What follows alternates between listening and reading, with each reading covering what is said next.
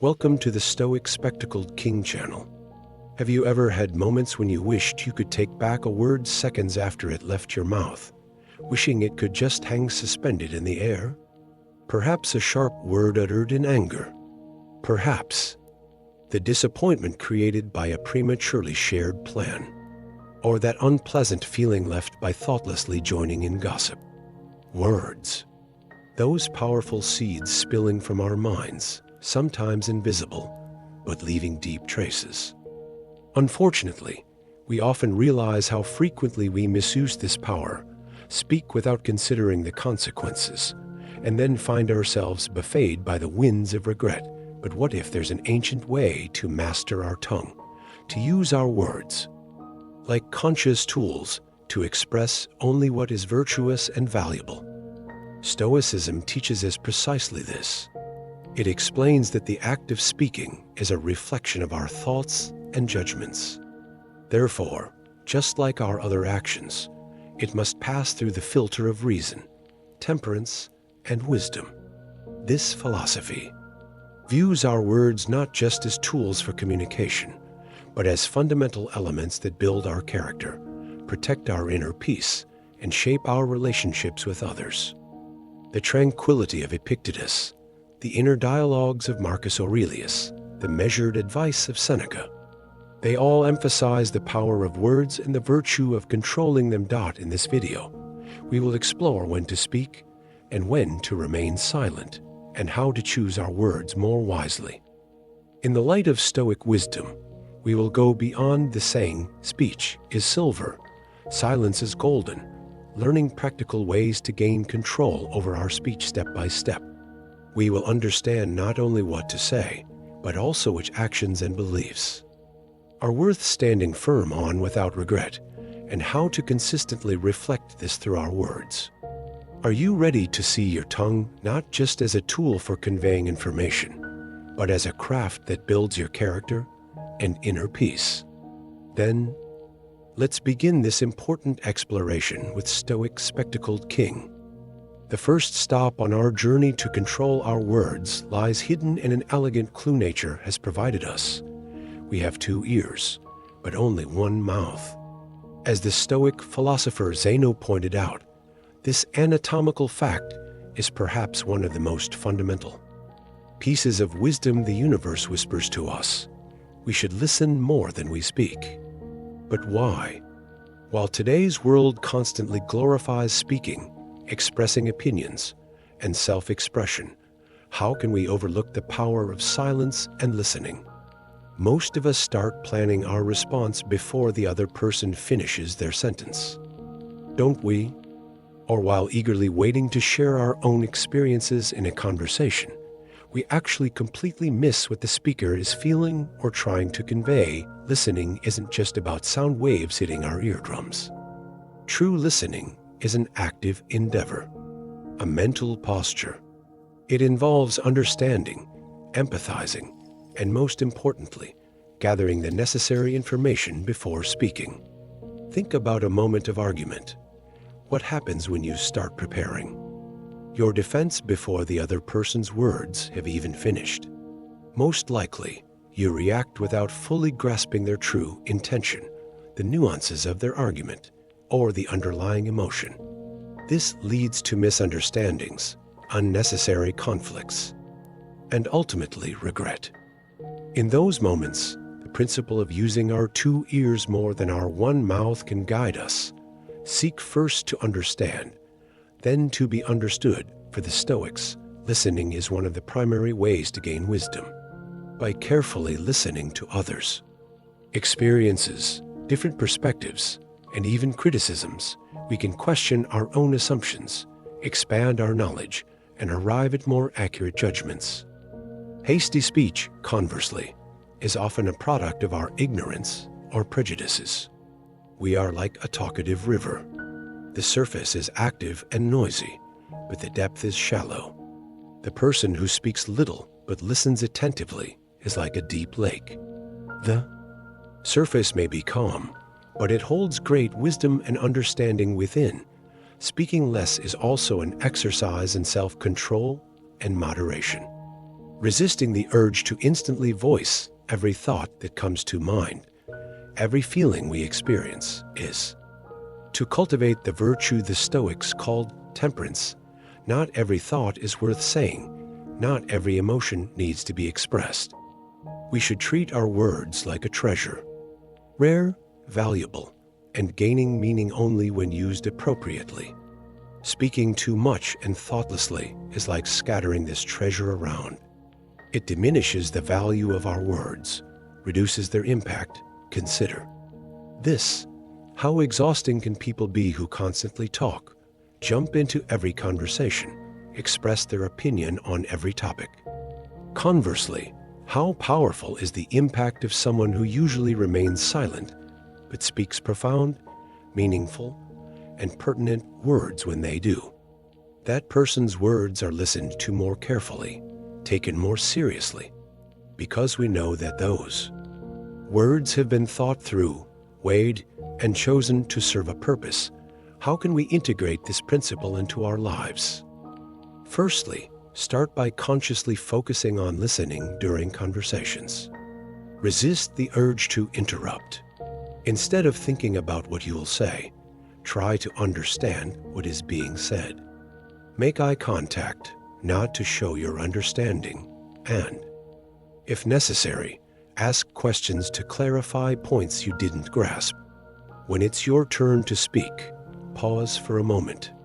Ask yourself, is what I'm about to say truly necessary? Is it helpful? Is it kind? Often, you'll find that silence is the best answer. Speaking less doesn't mean being timid or hiding our opinions. It means wisely choosing when and how to speak. It means avoiding unnecessary chatter, gossip, thoughtless criticism, and hasty judgments. This is also directly linked to the actions and beliefs we can stand behind without regret.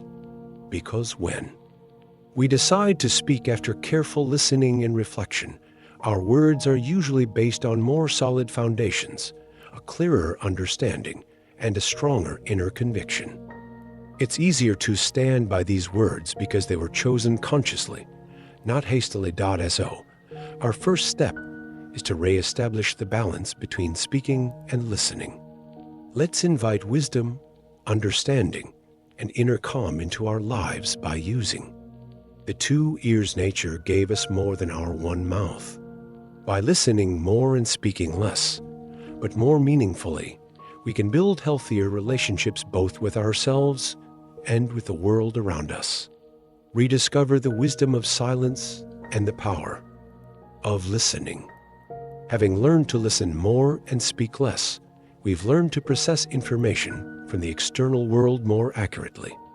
However, the next and perhaps most critical step in truly mastering our words is to turn inward, to understand and manage that powerful force which often derails our speech, our emotions. Anger, fear, excessive excitement, disappointment. How often do these emotional fluctuations cloud our thoughts and manifest as ill-considered words we later regret? Think of those words spoken in a moment of anger to our spouse, child, or colleague, shattering in the air like a broken vase. Or perhaps promises made with excessive enthusiasm that we couldn't keep. At the root of all these lie uncontrolled emotions. Stoic wisdom advises us not to ignore or suppress our emotions, but to understand and manage them. As Epictetus reminds us, it is not the events themselves that disturb us, but our judgments about them. Similarly, most destructive emotions arise not from the events themselves, but from our immediate, often exaggerated and irrational reactions to them. Anger often stems from the judgment that we have been wronged or that our expectations have not been met. Fear is fed by the judgment that something negative will happen in the future. Even uncontrolled joy can stem from the judgment that what we have gained holds an exaggerated value, pushing us to make unrealistic promises. Breaking this judgment emotion word chain is key to conscious speech. If our words are the result of temporary emotional storms, they can rarely be wise, just, or temperate. Consider someone speaking in anger. Their voice rises, their words become accusatory and aggressive. Logic is cast aside. Their goal at that moment is to hurt the other person or justify themselves, not to solve the problem or express the truth. The result? Usually more hurt, regret, and relationships in need of repair. Are these words one can stand behind without regret? Rarely. So how can we create distance between our emotional responses and our speech? The Stoics recommend the technique of the pause. When you feel a strong emotion, anger, fear, even elation, stop for a moment instead of reacting immediately. Take a deep breath. This short pause allows time for your prefrontal cortex, the part responsible for logical and rational thought, to catch up with the instantaneous reaction of your limbic system, your emotional brain. These few seconds of space can make the difference between a regretful utterance and a measured response. Following the pause, question the judgment that triggered the emotion. Ask yourself, what thought caused me to feel this anger? Is this thought entirely true? Is the situation really as bad as I'm making it out to be? Or what is the source of this excitement? Am I being realistic in making this promise? For example, when you feel instant anger towards a driver who cut you off in traffic, pause and ask, did this person do it intentionally? Maybe they're in a hurry. Maybe they made a mistake. Does my getting this angry change the situation? This questioning reduces the emotional weight of the event and allows for a more rational response. This isn't about not feeling emotions, but about not being enslaved by them. Emotions are like barometers. They give us information about our internal state or external events. But the captain of the ship must be reason, not stormy emotions. It's about noticing our emotions, accepting them, but letting our reason and virtues, not the emotions themselves, guide our behavior and especially our words. This is part of what Marcus Aurelius meant by retire into your inner citadel. While emotional turmoil rages outside, you assess the situation in your inner sanctuary of reason and formulate a wise response. Remember, your words are actions. A word spoken in anger can be as destructive as a physical blow. A promise made out of fear can erode trust. A secret shared in uncontrolled excitement can have irreversible consequences. Controlling your words largely begins with controlling the emotions that fuel them. Become aware of your emotional reactions, question the judgments that trigger them, and use that valuable pause before speaking. Thus, your words will be a reflection of your reason and values, not fleeting delusions. They will rest on solid foundations you can stand behind without regret. We've grasped the importance of listening and managing our emotions. Now, we arrive at an even more refined step in the art of controlling our speech, resisting the urge to say everything we think. Our mind is in a constant stream of thought.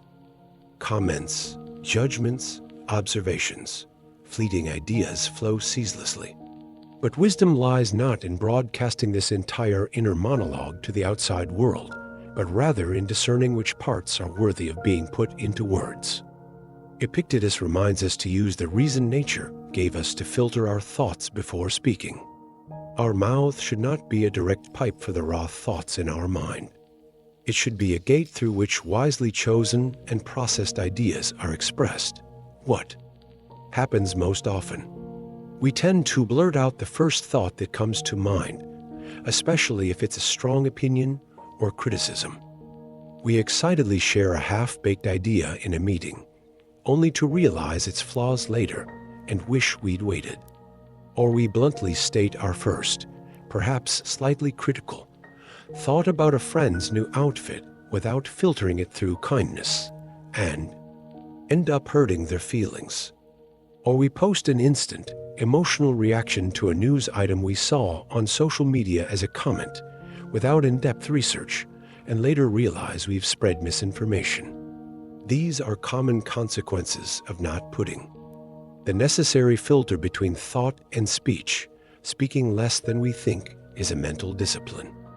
Just as a sculptor chips away excess marble from a block to reveal a meaningful form, we must sift through the heap of thoughts in our minds, discard the unnecessary, meaningless, or harmful ones, and express only those that are valuable and contributory.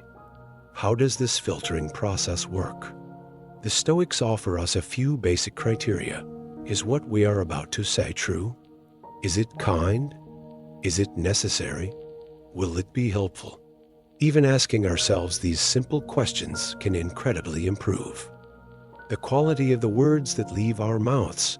Often, especially in moments of silence, we feel the need to fill the void. We make pointless jokes, engage in small talk, or worse, gossip about others. The Stoics say that this kind of idle chatter depletes our mental energy and distracts us from what truly matters: virtuous thought and action. Learning to speak less than we think includes avoiding such meaningless words.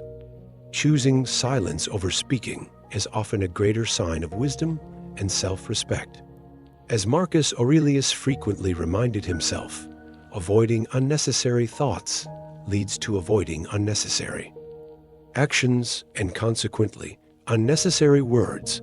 This principle is also crucial when we are very confident in our own ideas or plans.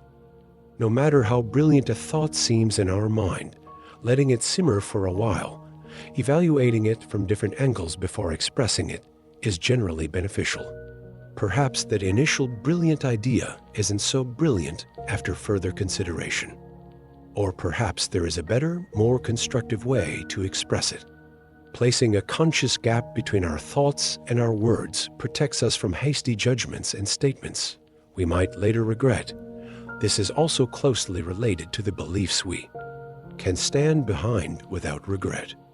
If we only express well-considered ideas that have passed through the filter of reason and virtue, these ideas are generally more robust and aligned with our personal values. Thus, standing by our words becomes natural and consistent.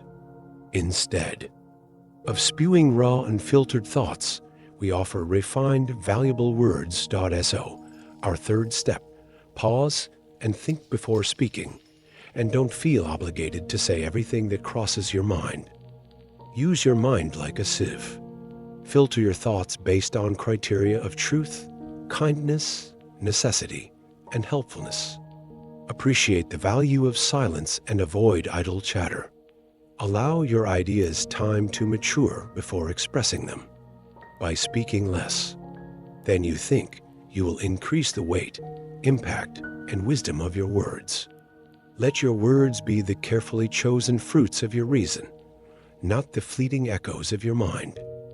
We've learned to listen, manage our emotions, and filter our thoughts. Now we enter a more strategic area in the art of speech control, guarding our intentions, goals, and plans for the future. How often does this happen to us? An idea for a new business comes to mind, and we immediately tell our closest ones. We decide to start an exercise program and announce it on social media before even going to the first workout. We intend to undertake a major project and herald it to everyone around us before the first draft is even finished. This desire to share is natural. We want to express our excitement, perhaps seek support. However, Stoic wisdom offers a caution. Here too, it is generally wiser to keep your plans to yourself until they turn into action, or at least rest on a solid foundation. Why is that? Epictetus frequently reminds us to focus on what we can control. When we set a plan or goal, the main thing under our control is the effort required to achieve that goal. That is, working, learning, being disciplined, taking the steps. However, the ultimate success or outcome of the plan often depends on many external factors: market conditions, others' reactions, unexpected obstacles, and is not entirely within our control. When we openly share our plans in the early stages, we inadvertently push ourselves into several traps. First is the trap of premature gratification.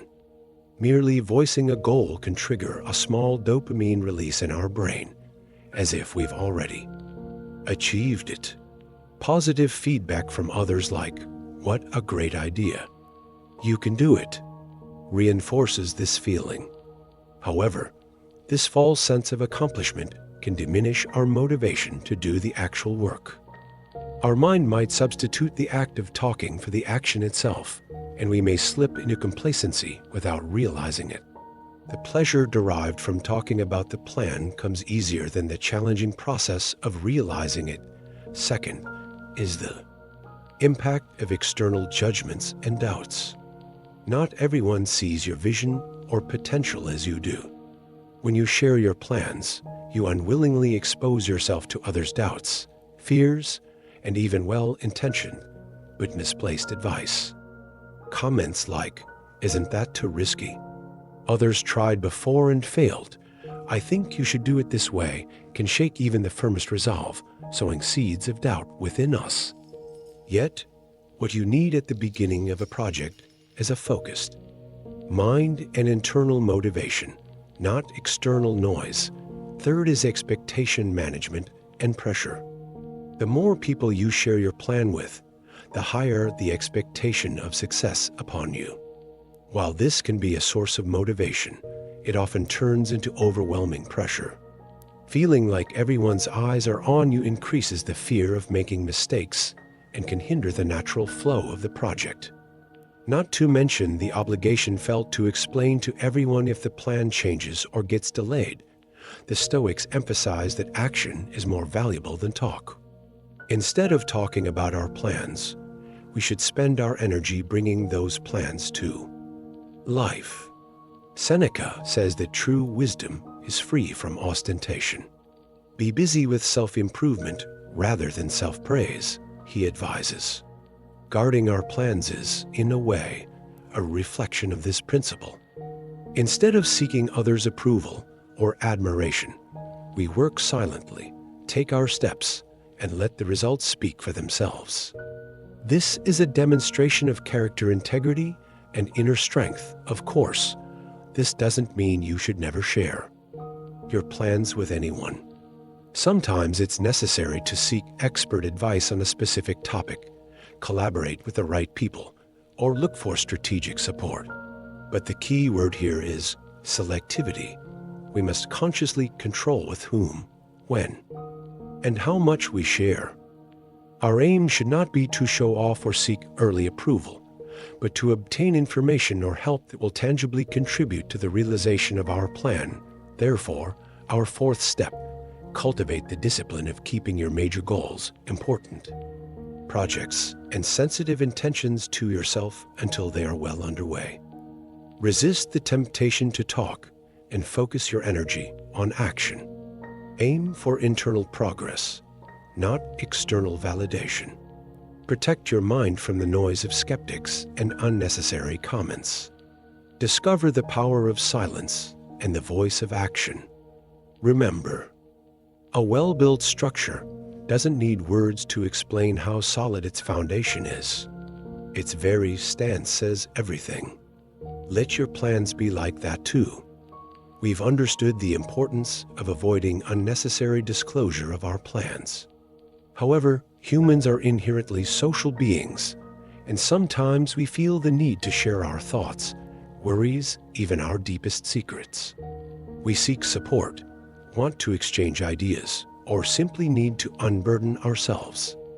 It is at this point that Stoic wisdom whispers a fifth principle to us. Don't tell everyone everything.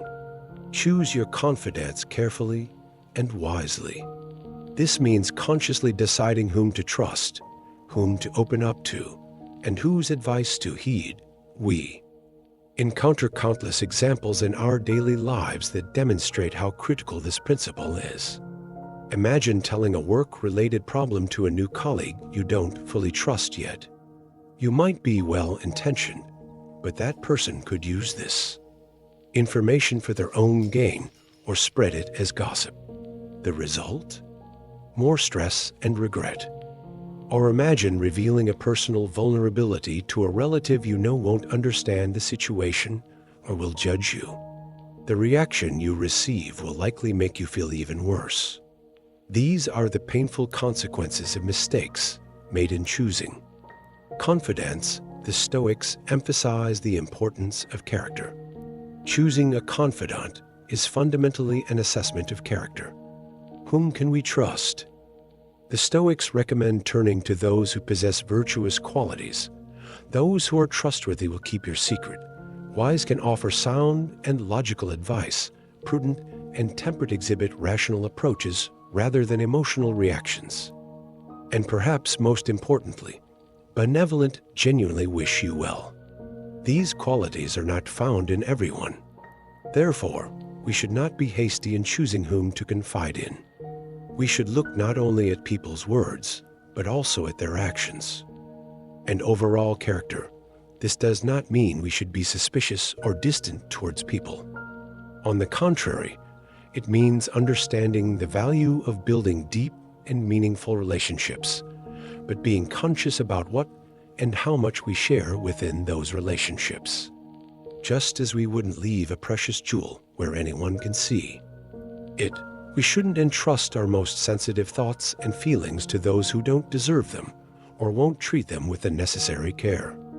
This is important for protecting ourselves and avoiding unnecessary hurt. So, how can we choose our confidants? Observe. Pay attention to how people talk about others. Someone who readily tells you others' secrets will likely tell yours to others too. Look at how they behave in difficult times. Character often reveals itself under pressure. Watch if they keep their promises. Trustworthiness is evident in small things. Most importantly, notice how they make you feel. Do you feel safe, understood, and supported in their presence or tense, judged or used? At the same time, consider the nature of the information you share. We don't have to establish the same level of intimacy with everyone. Some information can only be shared with the closest friends or family members. Some professional concerns should only be discussed with a trusted mentor or colleague. Some deep personal issues might only be suitable for a therapist or a spiritual advisor. Discerning which information is appropriate for whom is also a sign of wisdom. This principle also applies when seeking advice from others. Not all advice is valuable. When you ask for advice on a matter, consider whether that person is truly knowledgeable, experienced, and objective on that subject. Can they guide you without being influenced by their own biases, interests, or emotional states? Being selective protects us from information pollution and misdirection. Thus, our fifth step, be selective and wise about whom we open our inner world to. Identify confidants who have proven their trustworthiness, wisdom, prudence, and benevolence. Adjust the level of intimacy according to the sensitivity of the information shared. Question the quality of the source when seeking advice. We can be friendly towards everyone, but not everyone has to be our confidant. This conscious selectivity protects our mental peace and grounds our words and shared information on a solid foundation we can stand behind without regret. Let us entrust our most valuable treasures to those who can protect them and appreciate their worth. As we examine when and how to speak, we arrive at one of the most effective, yet often overlooked, tools: silence. Our culture tends to view speech as activity and silence as passivity, even as weakness or ignorance. Yet, Stoic wisdom teaches us the opposite. Silence, when used correctly, is an immense source of power. It is not merely the absence of words. It is the space where thought flourishes, the harbor where emotions calm, the shield where strategy takes shape, and the language through which wisdom speaks. Why can silence be so powerful? Firstly, Silence grants us time to think and observe. Consider a negotiation. When the other party presents an offer or asks a difficult question, what do you gain by creating a conscious moment of silence instead of answering immediately? This brief pause allows you to calmly evaluate the offer, control your emotional reaction, read the other party's body language, and most importantly, formulate a stronger, more considered response. A hasty answer might reveal your weaknesses or unpreparedness, whereas controlled silence is often perceived as confidence and control. It can also give you an advantage by leaving the other party wondering what you are thinking. Think of the power of silence in an argument, especially when tensions rise. When the person opposite you is shouting angrily or accusing you, choosing to remain silent instead of responding in kind. It's like waiting for a fire to die down instead of pouring gasoline on it. Your silence allows their words to echo in the void, perhaps making them realize the weight or meaninglessness of their own words. It also gives you the opportunity to assess the situation more objectively, without getting caught in the emotional whirlwind, and to establish more constructive communication once things have calmed down. This is not passivity, but active emotional control and strategic retreat. Silence is also a shield for protection against unnecessary conflicts and regrets. Imagine being in an environment where gossip is prevalent. When everyone is talking about someone, what does choosing to remain silent signify? It shows that you do not yield to momentary social pressure, that you focus on your own business instead of dwelling on others' flaws, and most importantly, that you will not experience the later regret of, "I wish I hadn't joined that conversation." Just as you do not endorse it with your words, your silence refuses to be part of that negative energy. For the Stoics, silence is a tool for maintaining inner peace and acting with wisdom. Speaking too much and unnecessarily scatters the mind, consumes energy. Silence, however, gathers the mind, preserves energy, and opens up space for deeper thoughts. When we feel the urge to speak, we should ask ourselves, is it worth breaking this silence? Are my words more valuable than silence? Often, we realize the answer is no. Furthermore, silence can create an aura of mystery and depth. People who constantly narrate everything, sharing every thought, often become predictable, whereas those who can maintain their silence, wisely choosing when to speak, can be perceived as more intriguing, more profound. The words of someone who uses them sparingly are considered more valuable, like a rare gem. How can we utilize this power? Try remaining silent when you are angry or upset instead of speaking. When you are unsure about a topic, choose to listen silently and gather information instead of immediately stating an opinion. Allow yourself silent reflection time when evaluating an offer or making an important decision. Consciously opt for silence in environments filled with gossip or negative talk. Remember that even when silence feels uncomfortable, enduring that discomfort is often more beneficial than speaking hastily. Therefore, our sixth step, recognize and use silence not as a weakness, but as a source of power. Embrace silence as a conscious tool for thinking, observing, managing emotions, conserving energy, and gaining strategic advantage. By avoiding unnecessary talk and waiting for the right moment to say only what is valuable, enhance both your inner calm and your effectiveness in the external world. Discover the power residing in the depths of silence, because sometimes the most powerful words are those left unspoken. As we approach the end of our journey into speech control, we arrive at a principle that perhaps crowns all these precepts. The ultimate goal of speaking less, managing emotions, guarding plans, and using the power of silence is for our words to be replaced by solid and meaningful actions. Stoic wisdom teaches us that instead of flashy words, grand promises, or constant self-praise, the most potent proof of our character and abilities lies in the tangible results we produce, our achievements. Let the words fall silent.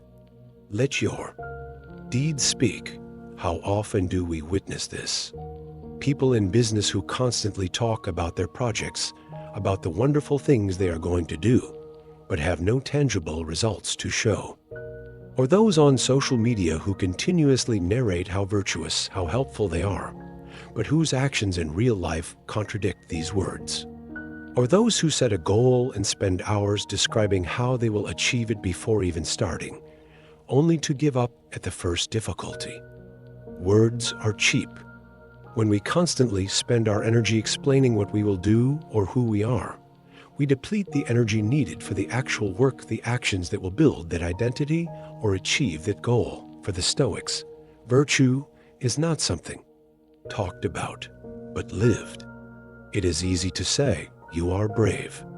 Acting bravely in a difficult situation is the real proof. Claiming to be just is one thing. Making just decisions and acting justly is quite another. Voicing that you are wise is something. Responding wisely to life's challenges is entirely different. Therefore, we should focus our energy not on polishing ourselves or our intentions with words, but on bringing these virtues to life through concrete actions. True character reveals itself not in words spoken under the spotlight, but in right actions taken when no one is watching. This principle is even more important when it comes to our skills and accomplishments. If you are genuinely good at something, you don't need to constantly state it. The quality of the work you produce, the results you achieve, the contributions you make to others will speak for you. A good artisan doesn't constantly talk about how masterful they are. Their creations demonstrate their mastery. A good leader doesn't keep repeating how visionary they are. The success of their team and the positive impact they create prove their leadership. Feeling the need to constantly emphasize your own value or talents can often be a sign of inner insecurity, whereas working silently and producing results is a sign of deep self-confidence and inner satisfaction. Marcus Aurelius says that a person's duty, just like a vine exists to produce grapes, a bee to make honey, is to serve humanity and act virtuously. The vine doesn't shout, "Look what beautiful grapes I produced." It simply fulfills its function, and its fruits reveal its reason for being. Our focus, too, should not be on receiving praise or applause, but on fulfilling our duty, our work, our responsibilities, our human relationships to the best of our ability with virtue. Appreciation and recognition, if they come, should come as a natural byproduct of this virtuous action, not as the primary goal. This doesn't mean we should completely hide our achievements or never talk about them. Sometimes it's necessary to report progress, share experiences, or speak to inspire others. But the difference lies in the motivation. Is the goal to satisfy the ego or impress others, or is it to honestly provide information or make a constructive contribution? Even when we speak about our achievements, we should do so with humility and moderation, acknowledging the challenges of the process and perhaps the contributions of others. We should shift the focus from "how great I am" to how this was achieved and what was learned. Therefore, our seventh and final step: shift your focus and energy away from idle talk, grand promises, or seeking early praise, and direct it towards concrete actions and producing results. Do your job well, fulfill your responsibilities virtuously, build your character through your actions. Let your reputation be built on what you do, rather than what you say. Experience the power and satisfaction of working silently and letting the results speak for themselves. Because the most enduring and convincing communication is structured not with words, but with deeds. And the most solid foundation you can stand behind without regret is not rhetoric, but the meaningful achievements you have realized. Today on the Stoic Spectacled King channel, we explored together the ancient art of controlling our words and its profound impact on our inner peace. From the wisdom of listening more and speaking less, to mastering our tongue by managing our emotional storms. From the discipline of saying not everything that crosses our mind, but only what is valuable, to the strategic importance of guarding our plans, we examined 7 crucial steps. We discussed the necessity of choosing our confidence wisely, how silence can be a source of power, and ultimately, the virtue of letting our tangible achievements speak for us instead of empty words. These principles remind us that words are not just sounds, but also reflections of our thoughts, our judgments, and ultimately, our character. Learning to control our words is, in fact, learning to control our minds and our inner world. When we speak hastily, thoughtlessly, or driven by emotion, we often feel regret afterward. But when we pause, listen, think, and respond with wisely chosen words or meaningful silence, we create a more consistent line between our actions and beliefs. It is then that we can stand behind what we say and what we leave unsaid without regret. Remember, mastering your tongue is not a restriction, but a liberation. It frees you from unnecessary conflicts, pointless regrets, and the burden of seeking external validation. This is a journey that requires practice and patience, but every conscious step you take will make you a wiser, more temperate, and more tranquil individual. Thank you for joining us on this important topic. We hope these Stoic strategies shed light on your path to using the power of your words more consciously and deepening your inner calm.